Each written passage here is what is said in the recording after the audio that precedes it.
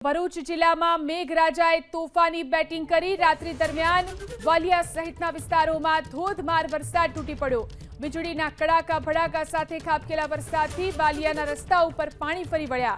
દેસાડ નજીક રોડ પાણીમાં ગરકાવ થતા દેસાડથી વાલિયા આવવાનો માર્ગ પણ પ્રભાવિત થયો। જોઈ શકાય છે પાણીનો જે આ પ્રવાહ છે તે રસ્તા ઉપરથી જે વહી રહ્યો છે। વીજળીના કડાકા ભડાકા સાથે અહીં ભારે વરસાદ ખાબક્યો હતો, જેના કારણે વાલિયાના રસ્તા ઉપર આ રીતે પાણી વહેતા જોવા મળ્યા।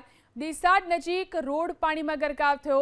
દેસાડથી વાલિયા આવવાનો માર્ગ પ્રભાવિત થયો છે। ભરૂચ જિલ્લામાં મેઘરાજાએ તોફાની બેટિંગ કરી રાત્રિ દરમિયાન વાલિયા સહિતના વિસ્તારોમાં ધોધમાર વરસાદ તૂટી પડ્યો।